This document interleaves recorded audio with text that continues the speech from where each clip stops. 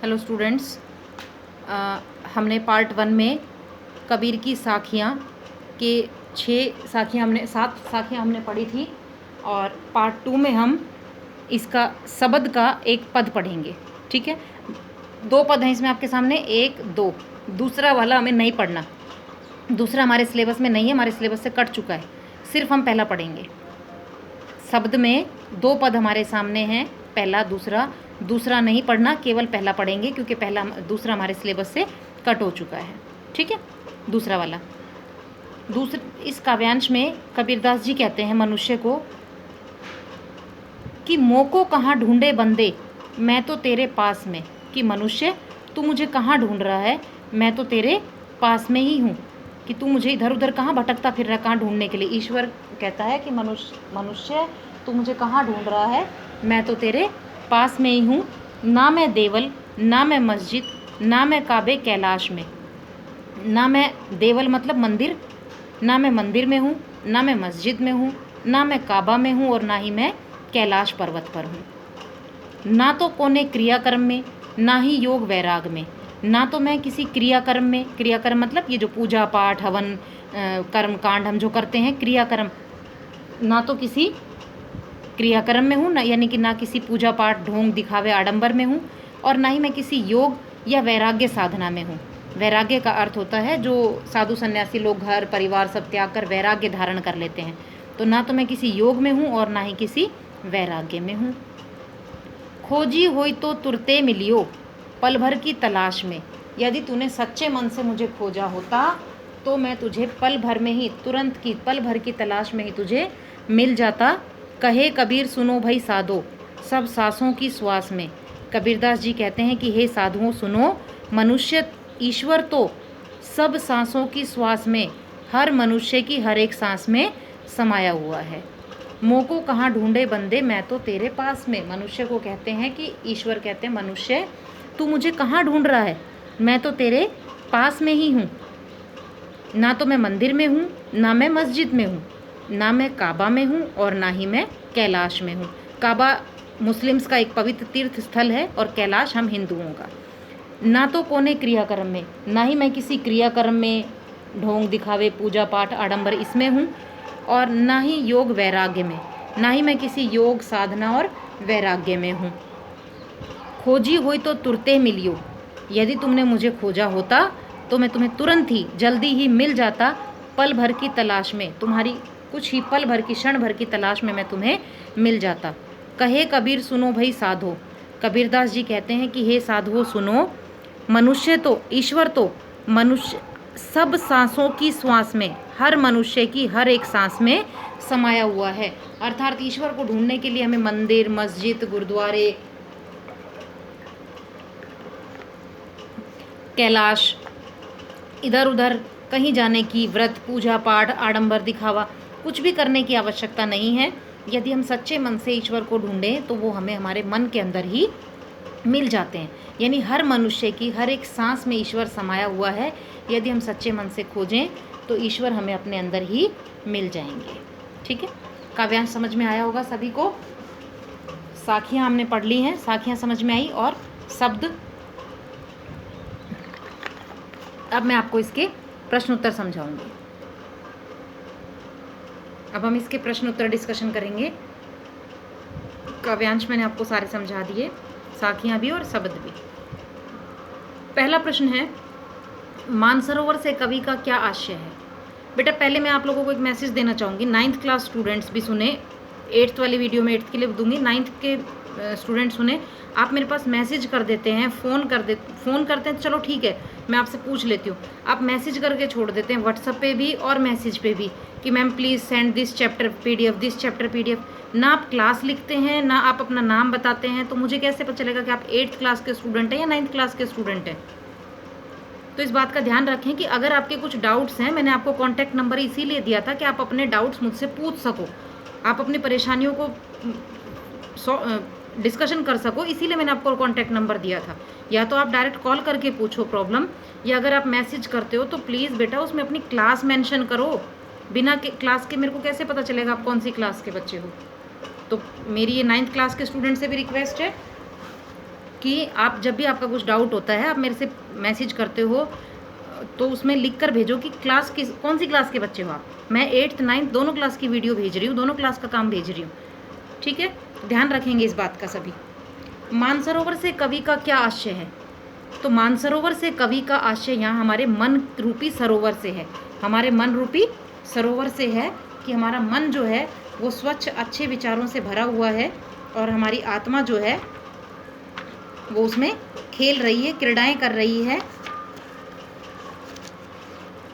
और वो उसमें ईश्वर की भक्ति के आनंद के मोती चुग रही है और वो इसे छोड़कर अब कहीं और नहीं जाना चाहती।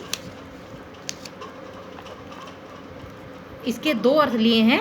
साधारण अर्थ में तो है ये हिमालय पर्वत के पास स्थित एक मानसरोवर तालाब है जिसमें हंस खेल रहे हैं, और प्रतीक के रूप में प्रतीकार्थ में है इसका हमारा मन रूपी तालाब जिसमें हमारी आत्मा अच्छे विचारों से खेलती रहती है। दूसरा प्रश्न है, कवि ने सच्चे प्रेम की क्या कसौटी बताई है? तो कवि के अनुसार सच्चा प्रेमी वही होता है जिसके मिलने से मन में जितने भी विष रूपी बुराइयां हैं वो अमृत रूपी अच्छाइयों में बदल जाती हैं। कवि का कहना है कि सच्चे प्रेम की वही कसौटी होती है कि जब सच्चे प्रेमी को ईश्वर का सच्चा प्रेमी मिल जाता है तो उसके मन में जितनी भी बुरी भावनाएं होती हैं, बुरे विचार होते हैं, वो सभी अमृत रूपी अच्छाइयों में बदल जाते हैं। तीसरा प्रश्न है, तीसरे दोहे में कवि ने किस प्रकार के ज्ञान को महत्व दिया है? तीसरा दोहा हमने कौन सा पढ़ा था? तीसरे दोहे में कवि ने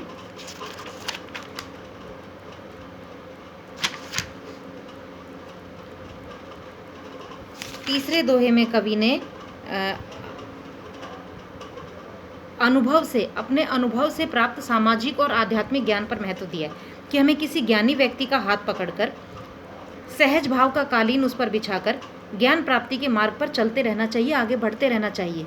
ये संसार एक कुत्ते के समान हमारी बुराई करेगा, निंदा करेगा, पर ये अपना समय नष्ट करके पड़ा रहेगा, हमें इसकी परवाह नहीं करनी है। इस संसार में सच्चा संत कौन कहलाता है? जो मनुष्य धर्म में भेदभाव नहीं करता, जाति पाति का पक्षपात नहीं करता, वही सच्चा संत कहलाता है। जो सामाजिक भेदभाव नहीं करता, ऊंच नीच का जाति पाति का भेदभाव नहीं करता, वही सच्चा संत होता है, वही सच्चा संत कहलाता है जो किसी प्रकार का भेदभाव नहीं करता।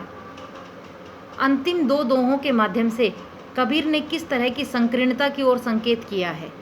अंतिम दो दोहे, पहले में तो कवि ने धार्मिक और सांप्रदायिक संकीर्णता की ओर संकेत किया है, यानी धार्मिक और सांप्रदायिक मतलब जो जाति पाति के आधार पर जो भेदभाव करते हैं हम, उसकी ओर संकेत किया है।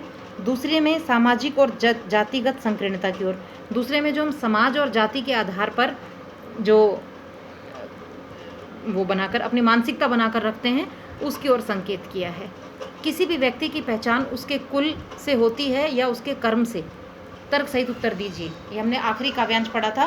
तो किसी भी व्यक्ति की पहचान उसके कर्मों से होती है या उसके कुल में जन्म लेने से?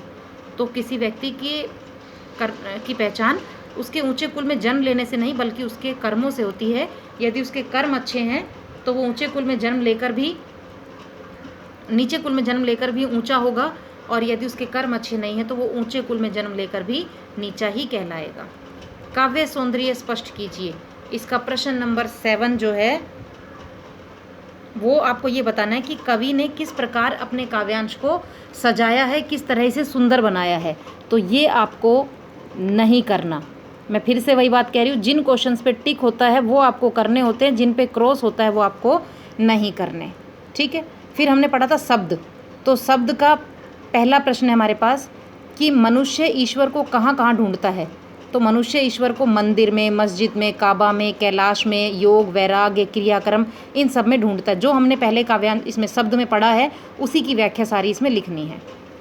दूसरा प्रश्न है, कबीर ने ईश्वर प्राप्ति के लिए किन प्रचलित विश्वासों का खंडन किया है?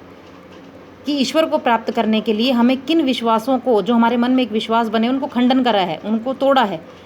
यही कि ईश्वर हमें मंदिर में नहीं मिलता, मस्जिद में जाने से नहीं मिलता, काबा में या कैलाश में घूमने से नहीं मिलता, क्रियाक्रम, पूजा पाठ, ढोंग दिखावा करने से नहीं मिलता। इन तरह के विश्वासों का खंडन किया है। कबीर ने ईश्वर को सब श्वासों की श्वास में क्यों कहा है? कबीर ने ईश्वर को सब सांसों की श्वास में इसलिए कहा है क्योंकि ईश्वर जो है वो हर मनुष्य की हर एक सांस में समाया हुआ है। ईश्वर को ढूंढने के लिए मनुष्य को कहीं भी मंदिर, मस्जिद, कैलाश, योग, वैराग्य की ज़रूरत नहीं है। वो मनुष्य के अंदर भी सच्चे प्रेम से उसको ढूंढ सकता है। ठीक है, तो उम्मीद करती हूँ आपको पूरी कविता बहुत अच्छे से समझ आई होगी। साखियों की भी व्याख्या पढ़नी है आपको, शब्द की भी व्याख्या पढ़नी है, और प्रश्न उत्तर के लिए फिर से कह रही हूँ कि जिन प्रश्नों पर टिक लगा हुआ है वो आपको करने। अभ्यास के अलावा भी कुछ एक्स्ट्रा प्रश्न होते हैं आपके पास जो PDF में भेजती हूँ, उसमें जिस पे टिक है वो करना है, जिस पे क्रॉस है वो नहीं करना। और इसका भी ये 11, 12, 13 ये हमें नहीं करना है क्योंकि ये हमारे दूसरे काव्यांश से था जो हमारे सिलेबस से कट गया है। तो ध्यान से बच्चों वीडियो को सुनेंगे। वीडियो में कुछ बातें आपको एक्स्ट्रा भी बताई जाती हैं, वो आपको ध्यान से सुननी है। आपको कोई भी अपना काम का डाउट होता है पूछना है, मैसेज से पूछो, कॉल करके पूछो, लेकिन प्लीज़ अपनी क्लास लिख दिया करो मैसेज में बेटा, या आप कॉल करके पूछिए। ठीक है, और जिन प्रश्न पे टिक है वो आपको करने हैं, जिन पे क्रॉस है वो नहीं करने। फिर से एक बार कह रही हूँ, केवल प्रश्नोत्तर और शब्दार्थ करने हैं। काव्यांश की व्याख्या मैं आपके समझने के लिए भेजूंगी, वो आपको कॉपी में नहीं लिखनी है। धन्यवाद बच्चों।